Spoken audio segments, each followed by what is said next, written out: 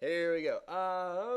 For the first, I want to lead off today by talking about something that we should all know how to do. And I would like you in your groups to solve the quadratic using the quadratic formula. And the one that we're talking about is this. X squared plus 6x plus 11 equals 0. Please solve that using the quadratic formula. And this. All right.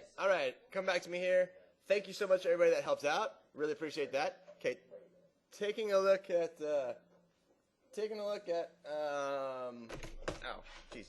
this problem right here. Did you guys come up with -3 plus or minus the square root of 2i? Yeah, I got it. Okay, good. Here's the analysis I'd like you to come up with now. All right.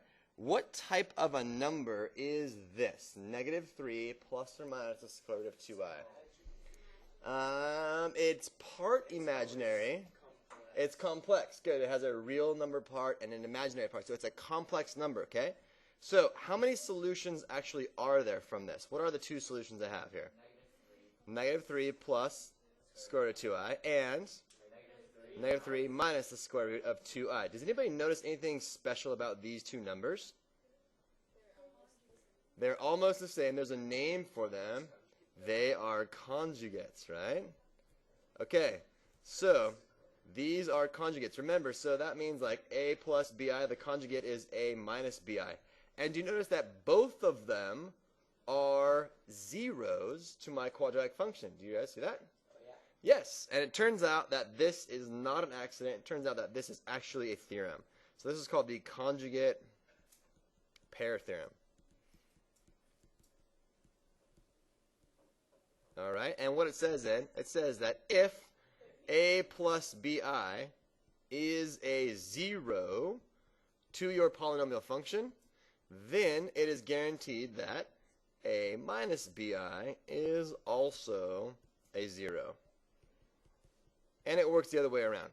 So if a minus bi was a 0, then it turns out that a plus bi is also a 0. So that what we're trying to get at here is that conjugate zeros, ooh, nicely done. Conjugate zeros appear in pairs, okay? They appear in pairs.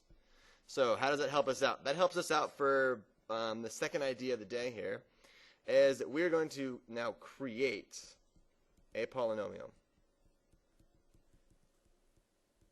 Now, in the past, what we have done, just a little scope here, we've taken a polynomial.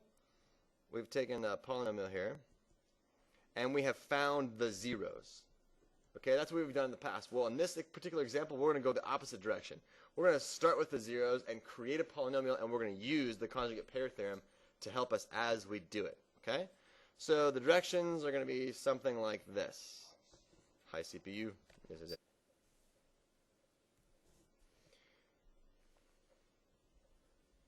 Okay, here are the directions, right? Find a fourth degree polynomial with zeros -1, -1, and 3i. So question to you, why does -1 appear twice? What does that mean? What's the significance? Ryan, what do you think, buddy? -1 with a multiplicity of 2. So what happens on the graph at the point -1? Lauren, what do you think? It'll turn back around. It'll either be coming down, hit -1 on the x-axis, then go up, or it'll be coming up from the bottom, hit -1, then turn right back around. It won't cross right through, multiplicity of 2, okay? So, all right, here's how we take a look at this. So let's first write down all of our zeros, okay? What is that? It's a fourth degree? Yeah, fourth degree polynomial. What does that mean, you guys? I know what that means. Oh, yeah, that says fourth degree, yeah. Okay, so one of the zeros I have is -1. The other zero I have is -1 again. The other zero I have is 3i because it told me in the answer here. So if 3i is a 0, what is the guaranteed other 0 based on the conjugate pair theorem? -3i, very good. So this is the one that we kind of get for free, and we have to sort of like get that one on our own. So I'll put a little highlight by it. All right, now ladies and gentlemen, if I know the zeros, I can then speak about the factors, huh? Because if -1 is a 0, tell me, what is the factor? Remember the factor theorem? X plus 1, very good. So if -1 is a 0 again, then the factor would be x plus 1. If 3i is the 0, what's the factor? X minus 3i, very good. And if negative 3i is the 0, what's the factor? X plus 3i. Okay, good. Is everybody good taking the zeros and creating the factors? Okay, good. Now, then I can talk about the polynomial. All right? And to get the polynomial, guess what I do with all the factors? You multiply them together, exactly. So we're going to take x plus 1, multiply it by x plus 1, multiply that by x minus 3i, and multiply that by x plus 3i. So once we put this together, we're going to end up with a fourth degree polynomial. Hey, by the way, do you guys notice that there are exactly 4 zeros? And there's a fourth degree polynomial? Interesting. Okay, so I suggest that we do these two binomials first and then these two binomials second. So x plus 1 times x plus 1, what are we going to get when we do that? X squared plus 2x plus 1. Very good. Okay, x minus 3i times x minus 3i. What do we get when we do that one? X squared.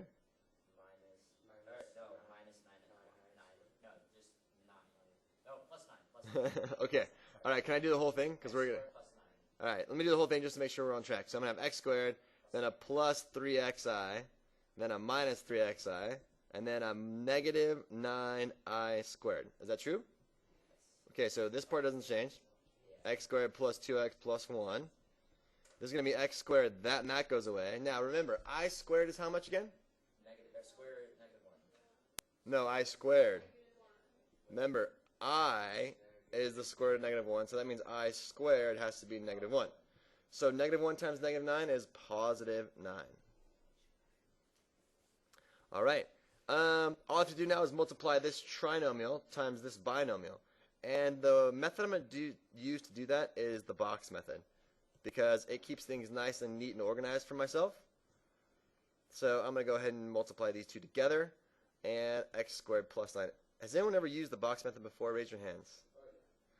Great. Let the record show 2 people have raised their hands in the entire show.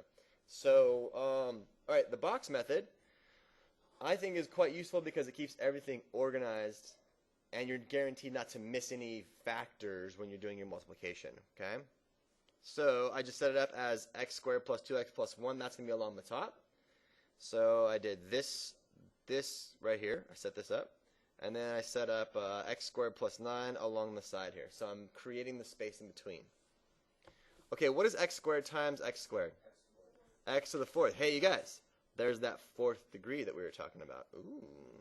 Okay, what's 2x times x squared? 2x cubed. What's x squared times 1? X squared. Good. What's 9 times x squared? 9x squared. Good. What's 9 times 2x? 18x. And what's 9 times 1? 9. Good. So we are going to all be almost done with this. So f of x, our function, is now going to be, so this implies, x to the 4th. That's that first one there. Take care of that one. 2x cubed. Took care of that one. 9x squared plus 1x squared is 10x squared, yeah? Okay. That one and that one, good. Plus 18x, and then plus 9. All right, you guys, I would like you to graph this in your graphing calculator, and we're going to do some analysis, all right? So pull up your graphing calculators. Here we go. All right, so when you plug this into your calculator and you hit zoom 6, let's take a look at it. This is what I get. Is this what you guys have? Oh, yeah. All right, so let's do some analysis here. What am I looking at? I am looking at a graph. Very good. I'm looking at a graph. No, what graph am I looking at, you guys? I'm looking at this function down here, x to the 4th plus 2x to the 3rd. Okay, how many zeros should I see? I could see up to 4 real zeros. Why do I only see, well, it looks like 1? Because that one has a multiplicity of 2, Yes. and the other 2 are imaginary. Very good. He said this one and the 0 of negative 1 has a multiplicity of 2. That's why it happens twice. And the other 2 zeros are imaginary, so they're not represented on the x-axis because, of course, the x-axis represents the real number line, okay? So I want you to have the context of, even though we're solving for the zeros of a 4th degree polynomial, the graph does not always produce all the zeros we need. That's why it's important to know how to do the synthetic division and pull those factors out. All right? What do you guys think so far? Is this pretty good? All right, the directions for us will be something like this. Find all the zeros of this big, nasty polynomial, given that 1 plus 3i is a 0. Okay. First of all, what's the degree of my function f of x?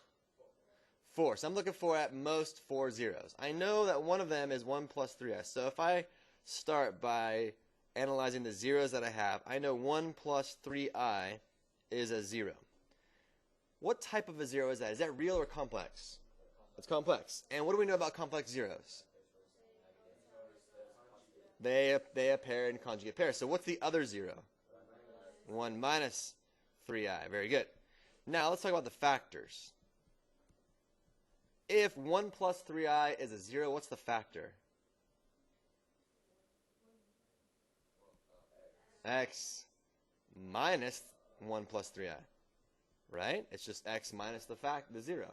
So if 1 minus 3i is a 0, what's the factor? X minus 1 minus 3i. Very good. Okay, I'm going to clean these up just a little bit here. Okay? If I clean this up, here's what I get. I get x minus 1 minus 3i. Do you guys agree? What did I do?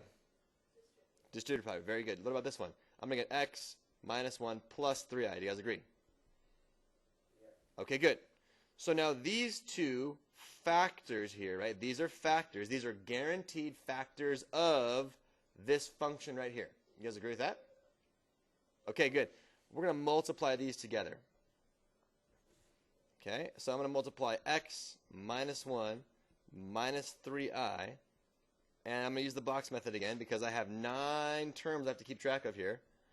X minus 1 plus 3i. Okay, with your... Okay, so when we clean this up, when we clean this whole thing up, looks like we're going to have x squared. And then, what, minus 2x. And then, let's see here. This piece and this piece go away. This piece and this piece cancel each other out. I'm left with that, which would be what? Plus 10. Okay, good. Can someone tell me, what does that represent? What is that? Yes, it is a quadratic, but what is that? How is it related to this? It's a factor of that. Very good, Bobby. It is a factor of that. So how do we get the other factor? No, one Yeah. minus x. You divide. Very good. Remember that long division? That's what we're doing. Okay, we're going to do long divide. Here we go. X squared minus 3. Wait, that's not x squared. Sorry, x to the fourth. X to the fourth minus 3x to the third plus 6x squared plus 2x minus 60. And we're going to divide by the factor that we just got, which was x squared minus 2x plus 10. Okay? What is this going to do for us? Yeah, this is going to give us the other factor somewhere up in here, and then we're going to get more zeros. Good. I'm glad you guys see where we're going with this, okay? Okay, so x squared goes into x to the fourth, x squared times. That gives me an x to the fourth. X squared times the negative 2x. Negative 2x to the third. And then x squared times 10. Plus a 10x squared, yeah? Sweet. So we're going to put parentheses around here and subtract. So I'm going to get negative 3x squared plus 2x squared is negative x squared. Is that true? You guys agree with that? Okay, good. And then how about 6x squared minus 10x squared? Thank you. Thank you for agreeing. 6x squared minus 10x squared, what'd you get? Good, minus 4x squared. Then bring down the positive 2x, yeah? Can I keep going? Yes. How do I know? How do you know you can keep going? Because I have a third degree dividend now, and I only have a squared degree divisor. So I can keep going, right? Because the divisor is less than that. Okay, how many times is x squared going to negative x cubed? Negative x times. So negative x times x squared. Negative x cubed. Negative x times the negative 2x. Positive 2x squared. And then negative x times 10. Negative 10x, good. And we're going to subtract here. And I'm getting negative 4x squared minus 2x squared is at negative 6x squared. And then 2x plus 10x is a positive 12x. And we're going to bring down the negative 60. Can I keep going? Yes. What? How many would this go into? Negative 6. And if I continue this out, look what I'm going to get. I'm going to get negative 6x squared. I'm going to get a positive 12x, and I'm going to get a negative 60. Oh my gosh. And when I subtract that, look, I'll have no remainder here. And that was by design because I knew that this piece was a guaranteed factor, right? So, therefore, this piece will tell me the other zeros. I can simply factor this into x, what, 2 and 3? And positive 2, negative. So therefore, I'm getting that x is equal to 3, and I'm getting that x is equal to negative 2. So, ladies and gentlemen, when we're all said and done here, the zeros of this polynomial function are, the one at the very beginning was what? 1 plus 3i. The conjugate of that was 1 minus 3i. This 0 here is going to be x minus 3, and then finally an x plus 2. Actually, those are the factors, I should say. So these are my factors. So therefore, the zeros are, these are, shoot, this should be x minus. All right, okay, the zeros are 1 plus or minus 3i, 3, and negative 2.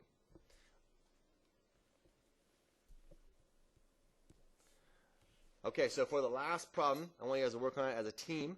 I want you to write the function f of x equals x to the 5th plus x to the 3rd plus 2x squared minus 12x plus 8 as a product of linear factors. So, product means you're going to multiply them all together. Linear factors means that the degree has to be 1. So I'm basically asking you to find the zeros, find the factors, and write it as something that looks like this. Okay, you guys know what to do? All right, ready, set, go.